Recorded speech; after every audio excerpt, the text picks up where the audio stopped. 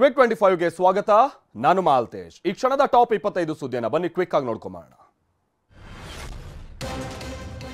ಗ್ಯಾರಂಟಿಗಳನ್ನ ನಾವು ಚುನಾವಣೆಗಾಗಿ ಮಾಡಿಲ್ಲ ಅಂತ ಬಾಲಕೃಷ್ಣ ಹೇಳಿಕೆಗೆ ಸಚಿವ ಎಂಬಿ ಪಾಟೀಲ್ ಕೂಡ ಸ್ಪಷ್ಟನೆಯನ್ನ ಕೊಟ್ಟಿದ್ದಾರೆ. ಲೋಕಸಭಾ ಚುನಾವಣೆಯಲ್ಲಿ ಕಾಂಗ್ರೆಸ್ ಗೆಲ್ಲಲಿ ಸೋಲಲಿ ನಮ್ಮ ಗ್ಯಾರಂಟಿ ಇರುತ್ತವೆ. 5 ವರ್ಷಗಳ ಕಾಲ ಗ್ಯಾರಂಟಿ ಯೋಜನೆ ಮುಂದುವರಿಯುತ್ತೆ ಅಂತ ಬೆಂಗಳೂರಿನಲ್ಲಿ ಸಚಿವ ಎಂಬಿ ಪಾಟೀಲ್ ಹೇಳಿಕೆಯನ್ನ ಕೊಟ್ಟಿದ್ದಾರೆ. ನಮ್ಮ ಗ್ಯಾರಂಟಿಗಳು 5 ವರ್ಷ ಮುಂದುವರಿಯುತ್ತವೆ ಅಂತ ವಿಧಾನಸೌಧದಲ್ಲಿ ಡಿಸಿಎಂ ಡಿಕೆ ಶಿವಕುಮಾರ್ ಸ್ಪಷ್ಟಪಡಿಸಿದ್ದಾರೆ. ಗ್ಯಾರಂಟಿ ನಿಲ್ಲಿಸ್ತಾರೆ ಅಂತ ಬಿಜೆಪಿಗರು ಹೇಳ್ತಾ ಇದ್ದಾರೆ. ಹೀಗಾಗಿ ಎಚ್ಚರಿಕೆಯಿಂದ ಇರುವಂತೆ ಮಾಗಡಿ ಶಾಸಕ ಎಚ್.ಸಿ. ಬಾಲಕೃಷ್ಣ ಹೇಳಿದ್ದಾರೆ ಅಷ್ಟೇ ಅಂತ ಡಿಕೆ ಶಿವಕುಮಾರ್ ಸಮರ್ಥಿಸಿಕೊಂಡಿದ್ದಾರೆ. ಅಲ್ಲದೆ ನಮ್ಮ ಗ್ಯಾರಂಟಿಗಳು 5 ವರ್ಷ ಕೂಡ ಮುಂದುವರಿಯುತ್ತವೆ ಅಂತ ಸ್ಪಷ್ಟೋಕ್ತಿಯನ್ನ ನೀಡಿದ್ದಾರೆ.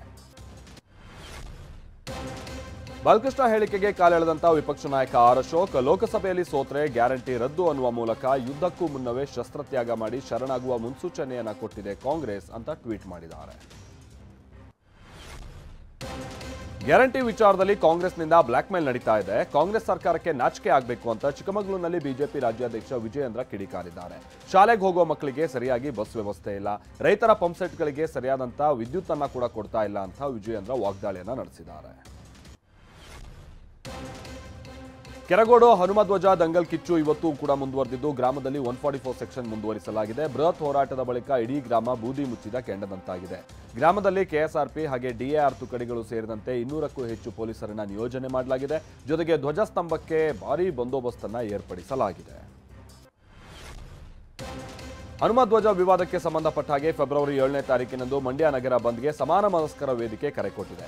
ಬಜರಂಗ ದಳ ಕೊಟ್ಟಿರುವಂತಹ ಫೆಬ್ರವರಿ 9ರ ಬಂದ್ ಅನ್ನು ಖಂಡಿಸಿ ಈ ಬಂದ್ ಆಚರಿಸ್ತಾ ಇರೋದಾಗಿ ವೇದಿಕೆ ಸಂಚಾಲಕ ಲಕ್ಷ್ಮಣ್ ಚೀರನಹಳ್ಳಿ ಹೇಳಿದ್ದಾರೆ. ಮೇಲ್ನೋಟಕ್ಕೆ ಕೆರಗೋಡು ಗ್ರಾಮ ಸಹಜ ಸ್ಥಿತಿಗೆ ಮರಳಿದೆ ಅಂತ ಅನಿಸಿದ್ರು ಜನರಲ್ಲಿ ಆಕ್ರೋಶದ ಕಿಚ್ಚು ಇನ್ನೂ ಕೂಡ ಕುದಿತಾನೇ ಇದೆ. ಮತ್ತೆ ಹನುಮಧ್ವಜ ಹಾರಿಸಲೇಬೇಕು ಅಂತ ಪಟ್ಟು ಹಿಡಿದಿರುವಂತಹ ಗ್ರಾಮದವರಿಗೆ ಸಾಥ್ ನೀಡೋದಕ್ಕೆ ಇವತ್ತು ಗ್ರಾಮಕ್ಕೆ ಬಿಜೆಪಿ ಹಾಗೆ ಜೆಡಿಎಸ್ನ ರಾಜ್ಯ ಮಟ್ಟದ ನಾಯಕರು ಭೇಟಿ ನೀಡೋ ಸಾಧ್ಯತೆಯೂ ಇದೆ. ಮತ್ತೊಂದು ಕಡೆ ಕಾಂಗ್ರೆಸ್ನಿಂದಲೂ ಪ್ರತಿಭಟನೆಗೆ ಪ್ಲಾನ್ ನಡೆಸಲಾಗ್ತಾ ಇದೆ ಅನ್ನೋದು ಗೊತ್ತಾಗ್ತಾ ಇದೆ. ಮಂಡ್ಯದಲ್ಲಿ ಕುರುಬ ವಿದ್ಯಾರ್ಥಿ ನಿಲಯದ ಮೇಲೆ ಹಾಗೆ ಸಿಎಂ ಸಿದ್ದರಾಮಯ್ಯ ಭಾವಚಿತ್ರಕ್ಕೆ ಕಲ್ಲು ತೂರಾಟ ಮಾಡಿದ್ದಂಥ ಪ್ರಕರಣಕ್ಕೆ ಸಂಬಂಧಪಟ್ಟ ಹಾಗೆ ಪ್ರತಿಭಟನೆಯನ್ನು ನಡೆಸಲಾಗಿದೆ. ತುಮಕೂರು ಕುರುಬ ಸಮುದಾಯದಿಂದ ಜಿಲ್ಲಾಧಿಕಾರಿ ಕಚೇರಿ ಮುಂದೆ ಪ್ರತಿಭಟನೆಯನ್ನು ನಡೆಸಲಾಯಿತು. ಕೂಡಲೇ ಪ್ರಚೋದನಕಾರಿ ಕೃತ್ಯಗಳನ್ನು ಮಾಡಿದಂಥವ್ರನ್ನ ಬಂಧಿಸಬೇಕು ಅಂತ ಆಗ್ರಹಿಸಲಾಗಿದೆ. ರಾಯಚೂರಿನಲ್ಲಿ ಟಿಪ್ಪು ಸುಲ್ತಾನ್ ಭಾವಚಿತ್ರಕ್ಕೆ ಕಿಡಿಗೇಡಿಗಳು ಅಪಮಾನ ಮಾಡಿದ್ದಾರೆ. ರಾಯಚೂರು ಜಿಲ್ಲೆಯ ಸಿರವಾರ ಪಟ್ಟಣದಲ್ಲಿ ಘಟನೆ ನಡೆದಿದ್ದು ಬೆಳ್ಳಂಬೆಳಗ್ಗೆ ಸಿರವಾರ ಪಟ್ಟಣದಲ್ಲಿ ಉದ್ವಿಗ್ನ ವಾತಾವರಣ ನಿರ್ಮಾಣಗೊಂಡಿದೆ. ಪಟ್ಟಣದ ಮಟನ್ ಮಾರ್ಕೆಟ್ ಬಳಿ ಇರುವಂತಹ ಟಿಪ್ಪು ಸರ್ಕಲ್ನಲ್ಲಿ ಮುಸ್ಲಿಂ ಸಮುದಾಯದಿಂದ ಬೃಹತ್ ಪ್ರತಿಭಟನೆಯನ್ನು ನಡೆಸಲಾಗಿದೆ. ಕನ್ನಡ ಪರ ಸಂಘಟನೆಗಳ ಹೋರಾಟಕ್ಕೆ ಮಣಿದು ಸಿದ್ಧವಾಗಿದ್ದಂತಹ ಸುಗ್ರೀವಾಜ್ಞೆಗೆ ಈಗ ಹಿನ್ನಡೆ ಉಂಟಾಗಿದೆ. ಕನ್ನಡ ಭಾಷಾ ಸಮಗ್ರ ಅಭಿವೃದ್ಧಿ ನಿಯಮದ ಸುಗ್ರೀವಾಜ್ಞೆಯನ್ನ ರಾಜ್ಯಪಾಲರು ವಾಪಸ್ ಕಳಿಸಿದ್ದಾರೆ. ನಾಮಫಲಕದಲ್ಲಿ 60% ಕನ್ನಡ ಕಡ್ಡಾಯ ಮಾಡಿ ಸುಗ್ರೀವಾಜ್ಞೆಯನ್ನ ಹೊರಡಿಸಲಾಗಿತ್ತು. ಆದರೆ ಸುಗ್ರೀವಾಜ್ಞೆಯ ಬದಲಾಗಿ ವಿಧೇಯಕವನ್ನ ತನ್ನಿ ಅಂತ ರಾಜ್ಯಪಾಲರು ಸೂಚನೆಯನ್ನ ಕೊಟ್ಟಿದ್ದಾರೆ. ಹಿಂದುಳಿದ ವರ್ಗಗಳ ಆಯೋಗದ ಅಧ್ಯಕ್ಷರ ಅವಧಿ ವಿಸ್ತರಣೆಯಾಗುವ ಸಾಧ್ಯತೆ ಇದೆ. ಹಾಲಿ ಅಧ್ಯಕ್ಷ ಜಯಪ್ರಕಾಶ್ ಹೆಗಡೆ ಅಧಿಕಾರಾವಧಿ ಮುಕ್ತಾಯ ಆಗ್ತಾ ಇದೆ. ಆದರೆ ಇನ್ನೂ ಕೂಡ ಜಾತಿ ಜನಗಣತಿ ವರದಿಯನ್ನ ಸಿಎಂ ಸಿದ್ದರಾಮಯ್ಯ ಸ್ವೀಕಾರ ಮಾಡಿಲ್ಲ. ಬಜೆಟ್ ಅಧಿವೇಶನ ಸೇರಿದ ಹಾಗೆ ಇತರೆ ಕೆಲಸದಲ್ಲಿ ಸಿಎಂ ಬ್ಯುಸಿ ಇರುವ ಕಾರಣ ಮತ್ತೊಂದು ತಿಂಗಳುಗಳ ಕಾಲ ಅವಧಿ ವಿಸ್ತರಣೆ ಮಾಡುವಂತ ಸಾಧ್ಯತೆ ಇದೆ ಅಂತ ತಿಳಿದು ಬರ್ತಾ ಇದೆ. ಡಿಕೆ ಶಿವಕುಮಾರ್ ವಿರುದ್ಧದ ಆದಾಯ ಮೇರೆ ಆಸ್ತಿ ಗಳಿಕೆ ಕೇಸ್ಗೆ ನೀಡಲಾಗಿದ್ದಂತಹ ಸಮ್ಮತಿಯನ್ನ ಸರ್ಕಾರ ವಾಪಸ್ ಪಡೆದಿತ್ತು. ಈ ಸರ್ಕಾರದ ಸಮ್ಮತಿ ಹಿಂಪಡೆದಿದ್ದಂಥದನ್ನ ಒಂದು ನಿರ್ಧಾರವನ್ನು ಪ್ರಶ್ನಿಸಿ ರಾಜ್ಯ ಹೈಕೋರ್ಟ್ಗೆ ಸಿಬಿಐ ಸಲ್ಲಿಸಿದ್ದಂಥ ಅರ್ಜಿ, ಅದರ ಬಗ್ಗೆ ಇವತ್ತು ವಿಚಾರಣೆ ನಡೆಯುತ್ತೆ. ನ್ಯಾಯಮೂರ್ತಿ ಕೆ ಸೋಮಶೇಖರ್, ನ್ಯಾಯಮೂರ್ತಿಗಳಾಗಿರುವಂತಹ ಉಮೇಶ್ ಎಂ ಅಡಿಗರ ನೇತೃತ್ವದಲ್ಲಿ ಅವರ ಪೀಠದಲ್ಲಿ ವಿಚಾರಣೆ ನಡೆಯುತ್ತೆ. ಬಿಜೆಪಿ ರಾಜ್ಯಾಧ್ಯಕ್ಷರಾದ ಬಳಿಕ ಮೊದಲ ಬಾರಿಗೆ ಬಿವೈ ವಿಜಯೇಂದ್ರ ಚಿಕ್ಕಮಗಳೂರಿಗೆ ಭೇಟಿ ನೀಡಿದ್ದು ಮೂಡಿಗೆರೆಯಲ್ಲಿ ಅದ್ಧೂರಿ ಸ್ವಾಗತ ಸಿಕ್ಕಿದೆ. ಇನ್ನು ಮೂಡಿಗೆರೆಯಿಂದ ಚಿಕ್ಕಮಗಳೂರು ನಗರದವರೆಗೂ ಬೈಕ್ ರ್ಯಾಲಿಯನ್ನು ಹಮ್ಮಿಕೊಳ್ಳಲಾಗಿದೆ. ಚಿಕ್ಕಮಗಳೂರು ಬಿಜೆಪಿ ಕಚೇರಿಗೆ ಭೇಟಿ ನೀಡಲಿರುವಂತಹ ವಿಜಯೇಂದ್ರ ಅಲ್ಲಿ ನಡೆಯುವಂತಹ ಕಾರ್ಯಕ್ರಮದಲ್ಲಿ ಭಾಗಿಯಾಗಲಿದ್ದಾರೆ.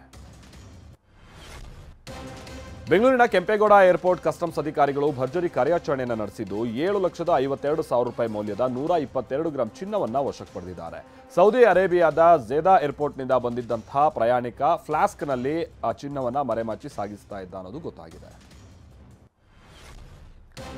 ಬೆಂಗಳೂರಿನ ಪ್ರತಿಷ್ಠಿತ ಕಿದ್ವಾಯಿ ಆಸ್ಪತ್ರೆಯಲ್ಲಿ ಚಿಕಿತ್ಸೆ ಸಿಗದೆ ನಿತ್ಯ ನೂರಾರು ರೋಗಿಗಳು ನರಕ ಯಾತನೆಯನ್ನು ಅನುಭವಿಸ್ತಾ ಇದ್ದಾರೆ. 15 ದಿನಗಳಿಂದ ಎಂಆರ್ಐ ಸ್ಕ್ಯಾನಿಂಗ್ ಮಷಿನ್ ಹಾಳಾದಂಥ ಕಾರಣದಿಂದಾಗಿ ರೋಗಿಗಳು ನಿತ್ಯ ಪರದಾಟ ನಡೆಸ್ತಾ ಇದ್ದು ಕಿದ್ವಾಯಿ ನಿರ್ಲಕ್ಷ್ಯಕ್ಕೆ ಖಾಸಗಿ ಸ್ಕ್ಯಾನಿಂಗ್ ಸೆಂಟರ್ನಲ್ಲಿ ಅವರು ಸ್ಕ್ಯಾನಿಂಗ್ ಮಾಡಿಸಬೇಕಂತ ಅನಿವಾರ್ಯತೆ ಬಂದಿದೆ. ಕನಿಷ್ಠ 10,000 ರೂಪಾಯಿ ಖರ್ಚು ಮಾಡಬೇಕಾದಂಥ ಸ್ಥಿತಿ ನಿರ್ಮಾಣ ಆಗಿದೆ. ಉತ್ತರ ಕನ್ನಡ ಜಿಲ್ಲೆಯ ಶಿರ್ಸಿ ತಾಲೂಕಿನ ಜಗಳಮನೆ ಗ್ರಾಮದಲ್ಲಿ ಮತಾಂತರ ಮಾಡೋದಕ್ಕೆ ಬಂದಿದ್ದ 6 ಜನರನ್ನ ಬಂಧಿಸಲಾಗಿದೆ. ಆರ್ಥಿಕ ಪರಿಸ್ಥಿತಿ ಹಾಗೆ ಆರೋಗ್ಯ ಸರಿಯಾಗಬೇಕು ಅಂತ ಅಂದ್ರೆ ಕ್ರೈಸ್ತ ಧರ್ಮವನ್ನ ಸ್ವೀಕಾರ ಮಾಡಿ ಅಂತ ಆರೋಪಿಗಳು ಮನವೊಲಿಸ್ತಾ ಇದ್ರಂತೆ.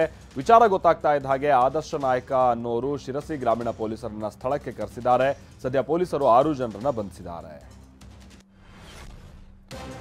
ಆಕಸ್ಮಿಕವಾಗಿ ಬೆಂಕಿ ಹೊತ್ಕೊಂಡು ಅಡಕೆ ಸಾಗಿಸ್ತಾ ಇದ್ದ ಲಾರಿ ಒಂದು ಹೊತ್ತಿ ಉರಿದಿದೆ. ಶಿವಮೊಗ್ಗ ಜಿಲ್ಲೆ ಸೊರಬ ತಾಲೂಕಿನ ಚನ್ನಾಪುರ ಗ್ರಾಮದ ಬಳಿ ಘಟನೆ ನಡೆದಿದ್ದು ಸುಮಾರು 20 ಟನ್ ಅಡಕೆ ಸಾಗಿಸ್ತಾ ಇದ್ದ ಲಾರಿ ಧಗಧಗಿಸಿದೆ. ವಿಚಾರ ತಿಳಿದು ಸ್ಥಳಕ್ಕೆ ಬಂದಂತ ಅಗ್ನಿಶಾಮಕ ಸಿಬ್ಬಂದಿ ಹಾಗೆ ಸೊರಬ ಠಾಣೆ ಪೊಲೀಸರು ಬೆಂಕಿಯನ್ನ ನಂದಿಸಿದ್ದಾರೆ.